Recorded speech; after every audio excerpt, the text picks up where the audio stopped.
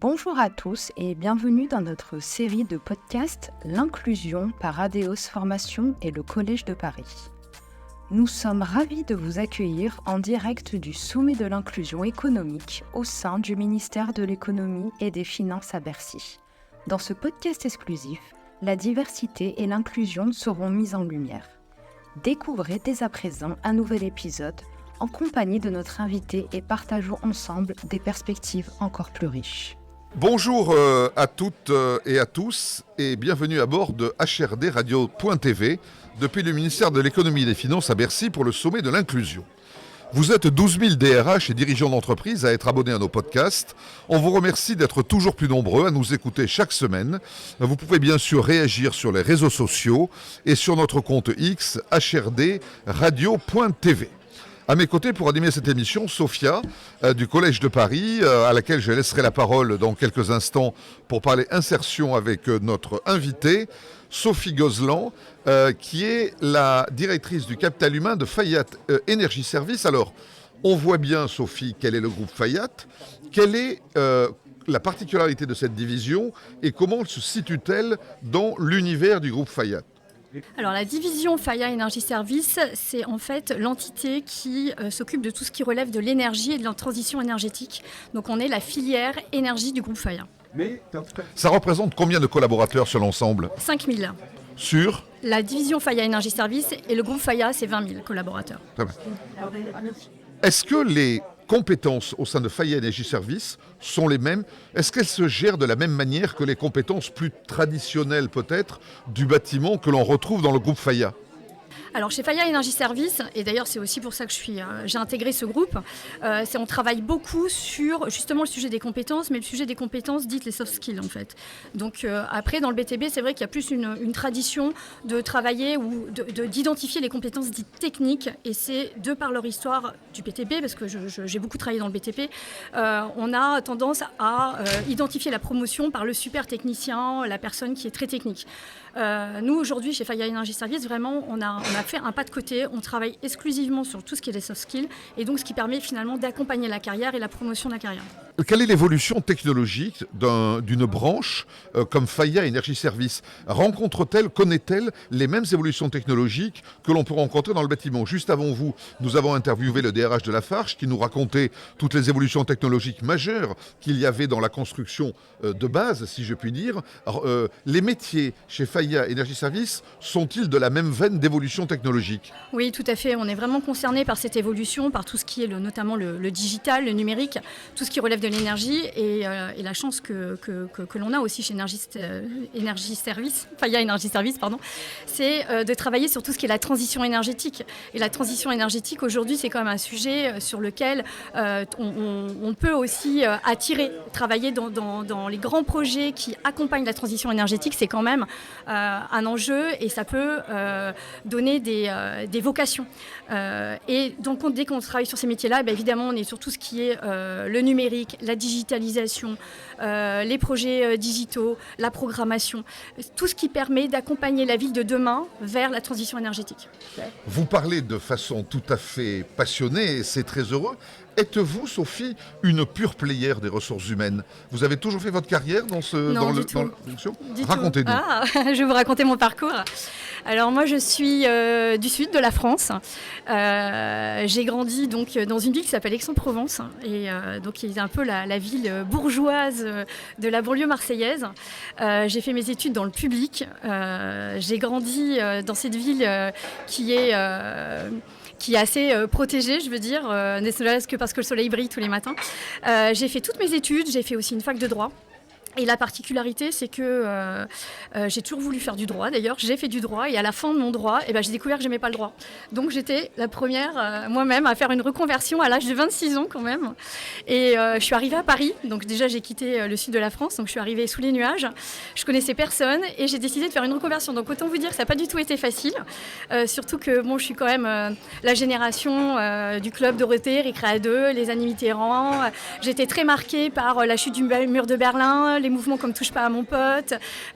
Donc voilà, tout ça, ça avait une résonance chez moi. Et quand j'ai décidé ma reconversion, je ne savais même pas où aller.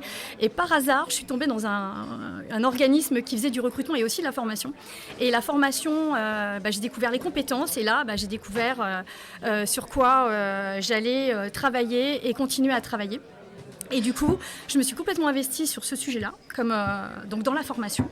Et puis la formation a énormément évolué en France. Et moi, j'ai vraiment pris la vague de toute cette évolution. On parle plus formation, on parle compétences. Il y a énormément de choses qui ont émergé. Et de par ma culture et de par d'où je viens, moi, le sujet par contre de l'inclusion a été tout le temps à guider tous mes choix et tout ce que j'ai mis en place et tous les sujets sur lesquels j'ai travaillé, ça a vraiment guidé mes choix. Donc notamment, j'ai travaillé pendant 10 ans à l'AFPA, juste avant de travailler chez Faya Energy Service. Et c'est vrai que ça a été pour moi une grande école du sujet de l'inclusion en tant qu'opérationnelle et en termes aussi de directrice de projet. Donc tout ce qui est aussi les partenariats avec l'État, tout ce qui est les mesures, tout ce qui est la réglementation. J'ai vraiment été imprégnée par tout ça et c'est ce que j'ai apporté au sein de Faya Energy Service. Voilà une excellente transition pour vous laisser parler avec Sophia de l'inclusion. Sophia, pouvez-vous nous présenter le Collège de Paris, s'il vous plaît ? Bonjour à toutes et à tous et bonjour Sophie, merci d'avoir répondu présente lors de ce sommet de l'inclusion économique pour répondre à nos questions sur le sujet de l'inclusion et de la diversité. Pour vous présenter très brièvement, donc Collège de Paris a été fondé en 2010. Donc c'est un réseau d'établissements d'enseignement supérieur et d'organismes de formation. Nous formons plus de 16 000 étudiants dans le monde entier et plus de 30 000 professionnels sur de la formation continue. Première question, Sophie, pouvez-vous nous partager une initiative ou un projet concret qui a été mis en place au sein de votre structure pour vraiment promouvoir l'équité en termes d'opportunités professionnelles ? Alors, je vais vous parler d'un projet qui me plaît beaucoup et sur lequel je travaille depuis 2 ans.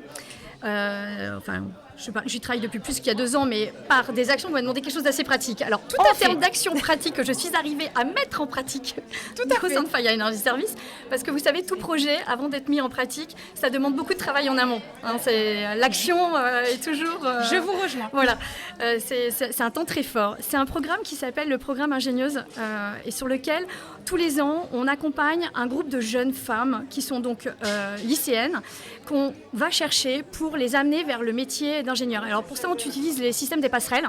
Donc elles vont faire un BTS, le BTS ATI, et derrière, grâce aux passerelles, elles ont l'opportunité d'aller dans une école d'ingénieur. Et nous, on les accompagne en alternance durant donc des parcours qui peuvent durer 5 ans, puisqu'elles font 2 ans en BTS et ensuite les 3 ans en école d'ingé. Donc c'est des parcours très longs, mais pour moi, c'est vraiment une des solutions très concrètes pour finalement participer directement et concrètement à la féminisation des métiers. Et quand on a fait ça, très vite aussi, on est arrivé sur des sujets beaucoup plus larges d'inclusion que pour les femmes. C'est qu'en fait, en face de moi, je me suis retrouvée avec un public qui en fait était des femmes qui n'avaient pas les moyens d'aller dans les écoles d'ingénieurs parce que les parents n'étaient pas dans cette démarche-là ou parce que financièrement elles n'avaient pas les moyens. Donc déjà, on arrive sur le sujet de l'alternance. C'est pas toujours les mêmes publics non plus entre initiale et alternance. Et je me suis rendu compte que je me suis retrouvée en fait sur des sujets d'inclusion des quartiers prioritaires. Voilà, je me suis retrouvée avec des jeunes femmes qui étaient du 93, qui étaient de banlieue, etc., qui étaient d'origine vraiment très très différentes et qui en fait me disaient toutes, moi, on m'a empêché de faire école d'ingénieur parce que mon prof de lycée m'a dit que j'allais jamais y arriver, c'était pas un métier pour les femmes. Ou quelqu'un qui me disait, moi, ma famille m'a pas soutenue parce que c'est des métiers pour les hommes. Enfin voilà, ce genre de choses. Et en fait, du coup, je me suis retrouvée, je sais pas, beaucoup de candidates, j'en ai 10 par an. Enfin, c'est déjà bien, c'est un petit début. 10 femmes qui n'auraient peut-être jamais venu dans ces métiers-là si je leur ai pas ouvert la porte par le biais, par l'alternance. Voilà, c'est une action très concrète que j'aime beaucoup. Une action concrète, mais très intéressante. Merci pour toutes ces explications. Et je rebondirai sur le volet ressources humaines. Comment, selon vous, les leaders des ressources humaines peuvent-ils contribuer activement à la création d'une culture d'entreprise sur le niveau de l'inclusion et de la diversité ? Ça, c'est un sujet très vaste, puisqu'on touche sur le changement culturel d'une entreprise. Et c'est vrai que dans une entreprise comme la mienne de BTP, le changement culturel, il y a beaucoup de travail.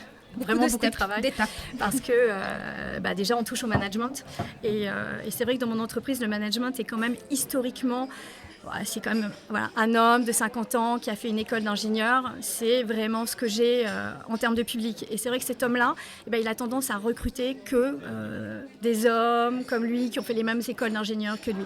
Donc déjà, le travail au niveau des ressources humaines, c'est de travailler là-dessus. Donc c'est le recrutement inclusif et non discriminant.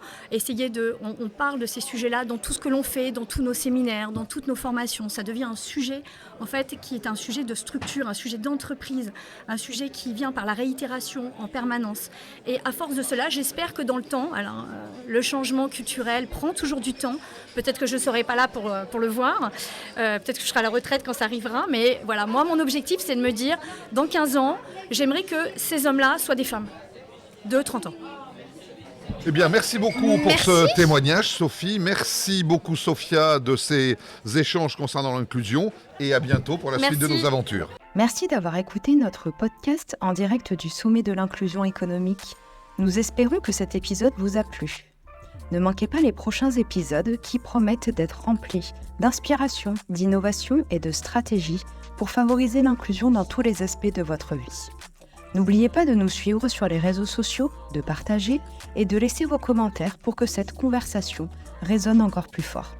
Pour plus d'informations, découvrez nos programmes de formation sur notre site www.adeos-formation rubrique inclusion. À très bientôt.